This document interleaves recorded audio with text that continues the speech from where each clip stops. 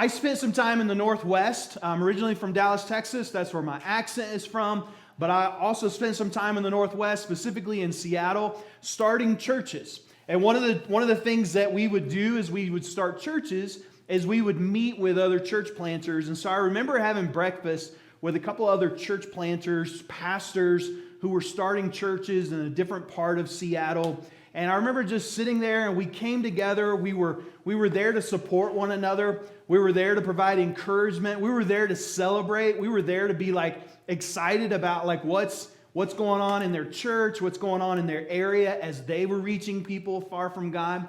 But I remember as this one particular church planter, a really close friend of mine, he just kept talking. Come to find out, when he started his church, there was a previous church that had pretty much kind of died out, but they had a church building. And so they came along and said, "Hey, you're starting a new church. Would you like a church building?" And he said, "Yes." And so he was gifted this church building where the vast majority of us who are starting churches are meeting in a school, meeting in some shopping center across from Bass Pro Shop. You're like, "Hey, how did you land a building, man? This is crazy." And so, we're trying to celebrate with him. But after a while, I was like, "Man, I'm so jealous. You got a building, man. How did you get a building?"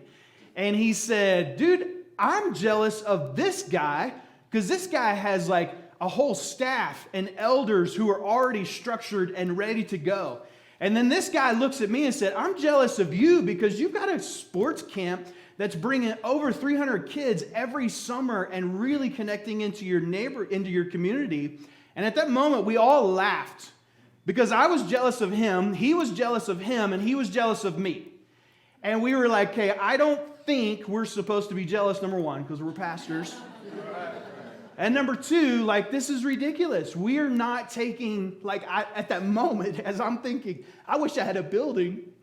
I'm not taking into consideration, I do have a sports camp that people are showing up to, that lives are being changed through. And yet I'm over here wishing I had something else that I don't have or that God has not provided." We are talking about jealousy today. Now, on the count of three, I want you to name the name of someone who's always jealous about things, okay? You ready? You have someone in mind? Shout it out as loud as possible. This is going to go live stream, and they need to know that you know about them, okay? It does not need to be your own name. It needs to be someone else. I'm totally kidding. You guys don't know me well enough. That's the dry humor that God gave me. Jealousy is a tough thing. I fully admit I struggle with jealousy. I don't want to struggle with jealousy, but I struggle with jealousy.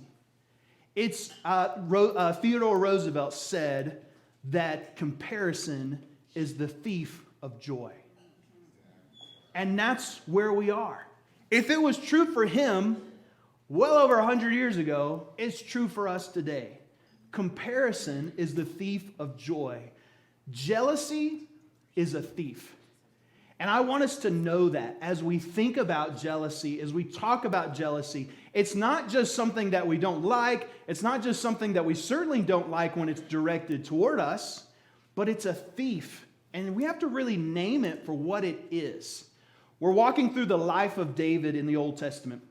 And David, we know kind of the most famous story of David is David and Goliath. There was this big giant, and he was profaning the name of God. And David was like, "You can't do that. I'm going to come battle you and kill you with a rock and a slingshot." And he does. And he overcomes Goliath. He chops off his head, which is totally awesome. And then he's like, "Yes, God rules."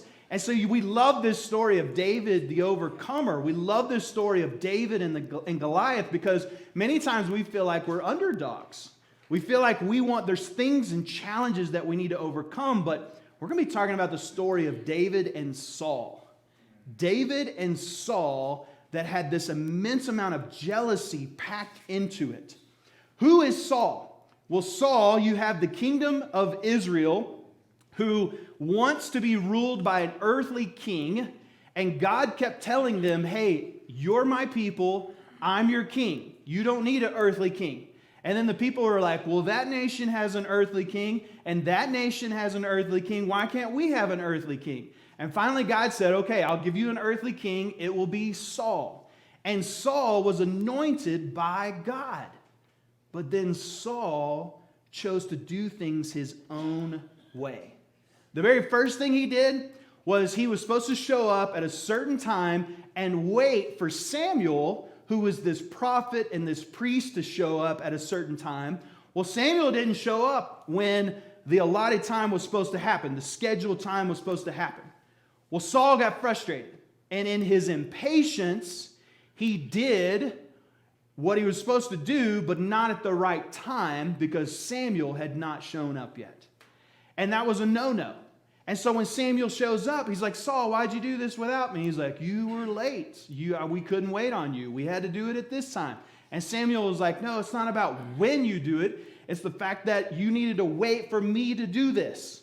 So that was the first piece. The next piece was God told him, hey, you need to go in and take over this group of people, but you need to do it in this way and don't leave anything, okay? So then Saul goes in, he takes over this group of people, but then he's like, hey, what if we keep all their riches and livestock? And then we will be wealthy. And so that's what they did. And then Samuel shows up and is like, what did you do? He's like, hey, we did what we were supposed to do. And Samuel's like, then why do I hear all of these livestock around here? Because that's not what you were supposed to do. And Samuel tries to start backtracking. He's like, oh, but it was for good reason and for good cause. All that to say, Saul did not trust in what God was saying to do. He wanted to do it his own way. He chose to do it his own way. So there's three things. One, Saul did not trust God's timing. Saul did not trust God's provisions, because God wasn't providing for him for other people's property or provisions or whatever. He was providing for him in a different way. And he didn't trust to do it God's way. He didn't trust to do it God's way. And those, as I look at Saul, I think, man, what a crummy guy. What a crummy guy. He's a poor leader. He's a bad king. But then if I really take a step back and say, okay, Tim, do you always trust in God's timing? Do you always trust in God's provision? Do you always trust that you need to do it God's way, or God's way is best? Do you trust in God's way? And I have to admit, many times I kind of take it into my own hands to accomplish it my way. And then what do? Hey, God, will you bless this that I've put together in my own timing and in my way with my provisions? I think this would be better. And many times we're coming at this in such a powerful way. We're just so driven with this desire to do it this way. And we have to take a step back, because Saul was anointed as king, but he was also rejected as king because he didn't do it God's way. He didn't do it the way God had laid out for him. Now, Saul becomes super jealous of David. Once Saul was rejected as king by God, God goes and chooses and anoints another person, David. He anoints David, but David is anointed to be king, but David is not anointed as king yet. So Saul, even though is rejected by God, he's still king. And David, though he's anointed to be king, is not yet king. So David, he shows up. One of the very first experiences he has is he defeats Goliath.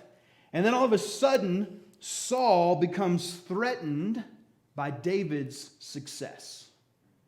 Saul becomes threatened by David's success. Look at 1 Samuel 18, verse 6 through 9. It says this: as the troops were coming back, when David was returning from killing the Philistine, the women came out from all the cities of Israel to meet King Saul, singing and dancing with tambourines, with shouts of joy, and with three-stringed instruments. As they danced, the women sang, Saul has killed his thousands, but David his 10,000s. Saul was furious and resented this song. They credited 10,000s to David, he complained, but they only credited me with thousands. What more can he have but the kingdom?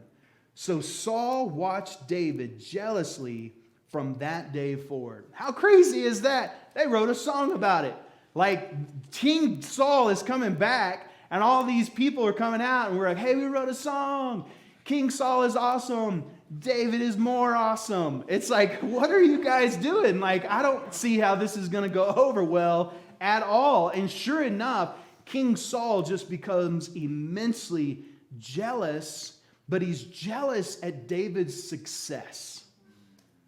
How many of us are jealous at someone else's success? I am. I totally am. And it's not so much like I want to succeed, but sometimes even when I know that I can't necessarily succeed at something, I certainly don't want someone else succeeding at it. Like, come on, come back here. Come back and hang out with me. Like, let's live in our limitation. You know, like, let's not get too carried away with ourselves. Let's come back here. And we shouldn't be that way. We shouldn't be jealous of other people's successes. But Saul was threatened by David's success. Secondly, Saul was threatened by God's approval of David. Saul was threatened by God's approval of David. 1 Samuel 18, 12 through 15 says this. Saul was afraid of David because the Lord was with David, but had left Saul. Therefore, Saul sent David away from him, made him commander over 1,000 men. David led the troops and continued to be successful in all his activities because the Lord was with him. When Saul observed that David was very successful, he dreaded him. Saul was not afraid of David because of David. Saul was afraid of David because of God.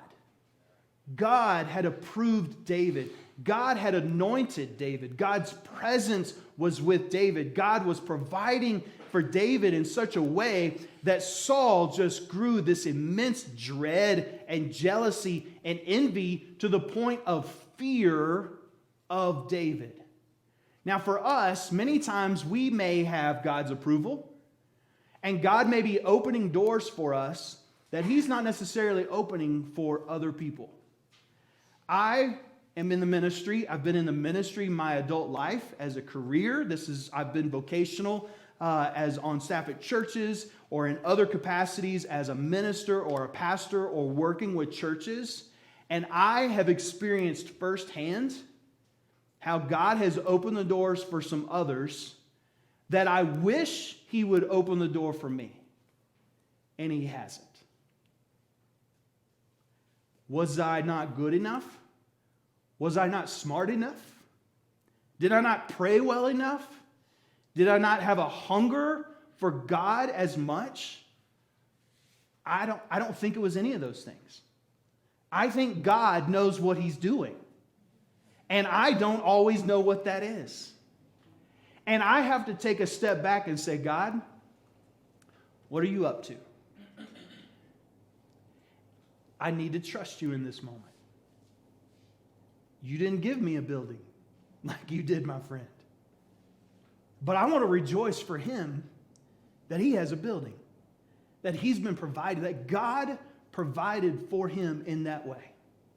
And no matter how hard I pray for one, you may not give me one, God, but I'm going to follow you and be obedient to you, and I'm not going to resort to being jealous for what I don't have.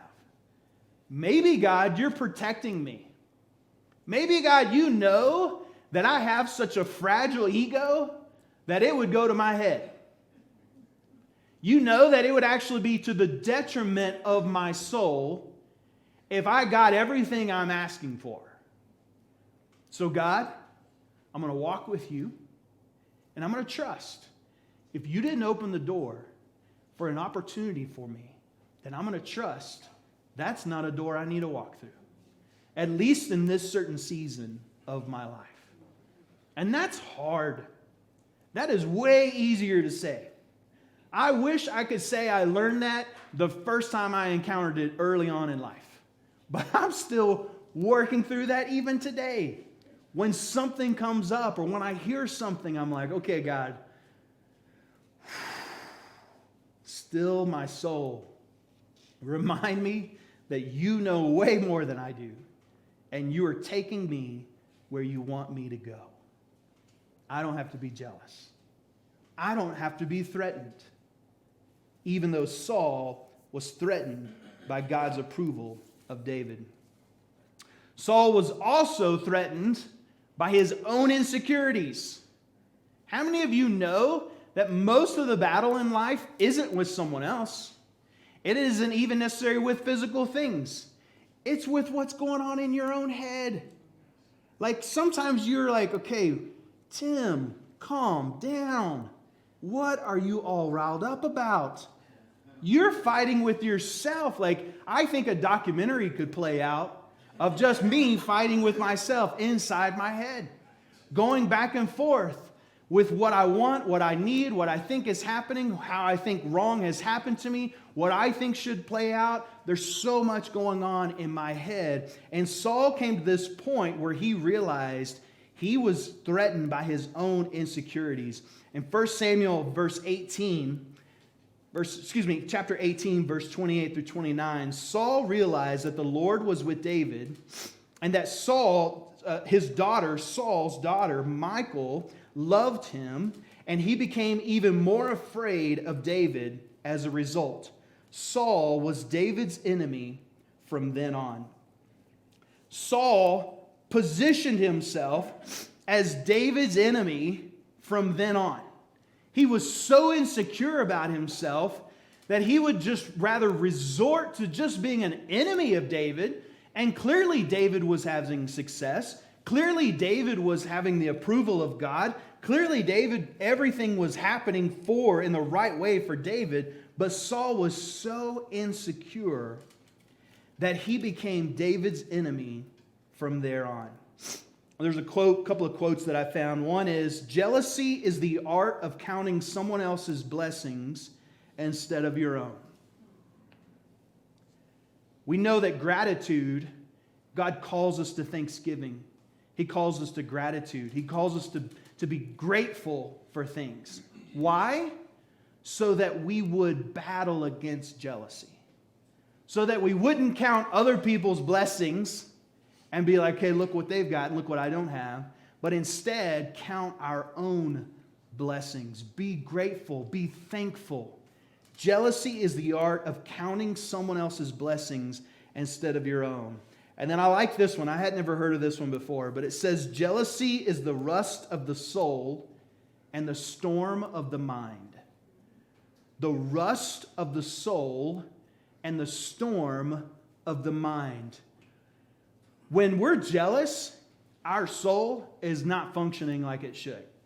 You know, when you think of like a muscle, when you think of something that's working like it should, it's strong, it's healthy, it's able to take whatever's coming at it. That's what happens. That's what a healthy soul looks like. A good soul looks like. It doesn't resort to jealousy, but if a soul is rusty, a soul has kind of been ruined, a soul hasn't been taken care of or given attention to or worked through different feelings in a biblical way with God's truth and the gospel applied, then all of a sudden that soul is rust.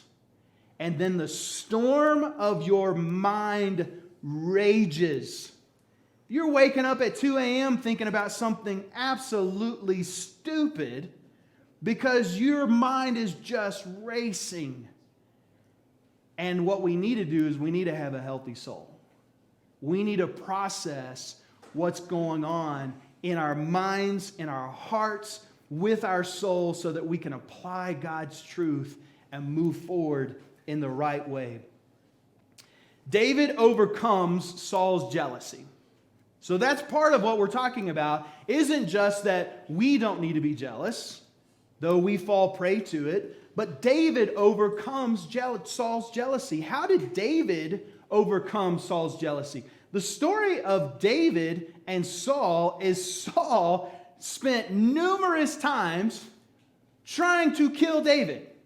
Like, not just once, oh, it didn't work out, oh, we'll not try that again. No, numerous times, Saul is going after David to the point where David and his relationship with Saul lives mostly in the wilderness.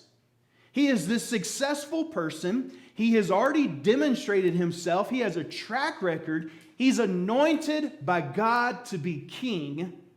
But Saul keeps trying to kill him, so he lives most of this time, when Saul is still king, in the wilderness, running for his life and trying to move away from Saul killing him.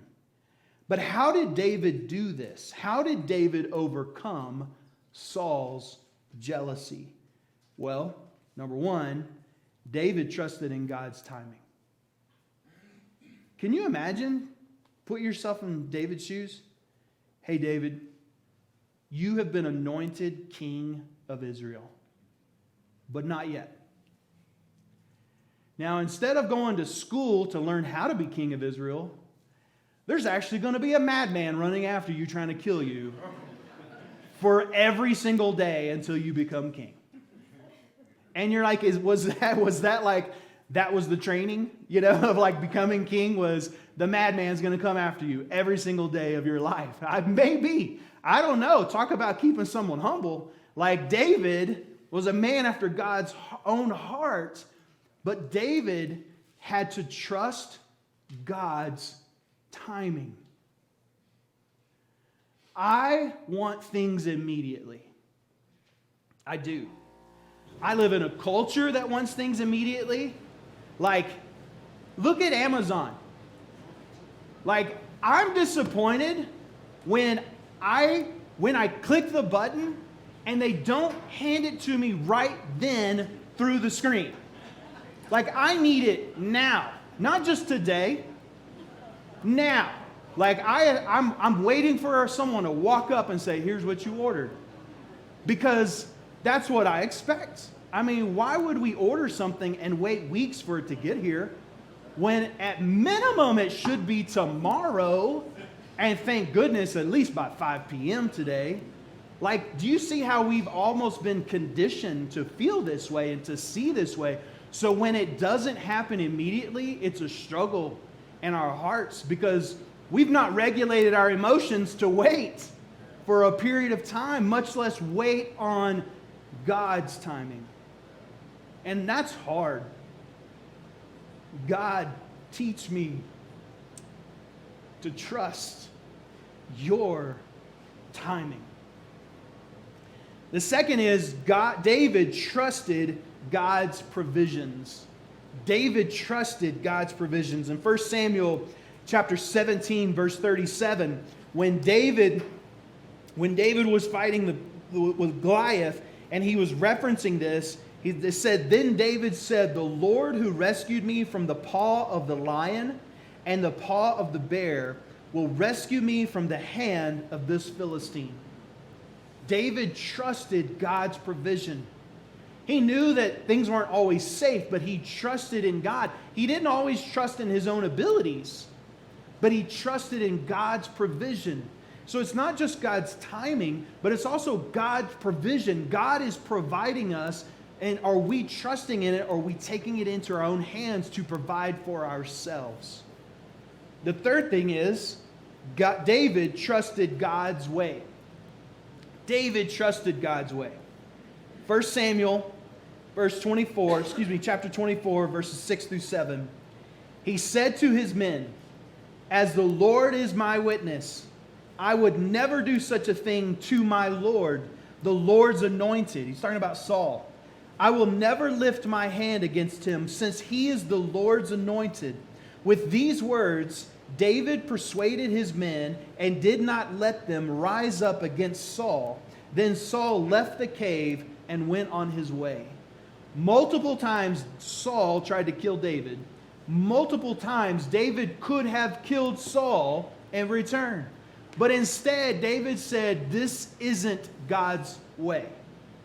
In fact, David had already learned when Saul took it into his own hands to do it Saul's way, it was not glorifying to God. And so David said, okay, this is not glorifying to God. I will not raise my hand against Saul because that's not what the Lord wants. That is not the Lord's way. And that's what's so hard for us sometimes, because God has given us common sense. He's given most of us common sense. He's given us logic. He's given us experience. He's given us wisdom. In fact, Scripture says, ask God for wisdom to receive wisdom. He's given us wisdom literature. We read the book of Proverbs and we see these wisdom, these pieces of these principles that we're to live by. But at the same time, we also need to yield toward, God, is this your way? Is this the way you want me to do it? Or is this just, I'm taking this into my own hands? And so David trusted God's way. Last weekend, I was able to work in my yard. And this weekend, I was able to go on my first inaugural annual hike. Okay? This is important to me. I know that you know this is important to me. But it's like all winter long, I'm not going hiking. Like, I like hiking. I think there's snowshoeing. I think you can go snowshoeing. Snowshoeing is the art of following someone else's track until it ends at a river. And then they realize they were going the wrong way, and then they just backtrack back to their car. That's snowshoeing. It's exactly what happens every single time. All right? You can't see the trail, but that's what happens. This last weekend, I was able to do a hike, and there's something just energizing and even magical when I get out into the woods and the wilderness and the forest and the mountains and I go hiking. I love it. And so I don't expect you to love it. You do not have to love it. But you have something that energizes you. You have something that when you do, it brings a sense of energy and life and fulfillment to you. But on my very first hike, every single year, the whole time I think to myself, this would be a whole lot easier if there was a whole lot less of me. This would be a whole lot easier if there was a whole lot less of me. You and I, when it comes to our own spiritual walk, and sometimes even jealousy, and sometimes comparison, this would be a whole lot easier if there was a whole lot less of me. Would you pray with me? Father, you take us where we are. You know exactly what we're dealing with, and we're struggling with, and we're processing. And God, many times we overcome those things, and then sometimes we turn a corner and we're kind of right back into some of these same elements. God, you know where we are. You know where every single one of us are. And you meet us where we are. You're right there. And you don't want us to stay there. And you don't leave us there. So God, as I confess my own feelings of jealousy many times, praise your name for meeting me where I am and not leaving me there. And if there's anyone in this room that is struggling through some elements of jealousy, or even better yet, maybe jealousy is directed toward them, will you meet them right where they are? And tell us that your timing is perfect. That your provisions are all we need. And that your way is God orchestrated.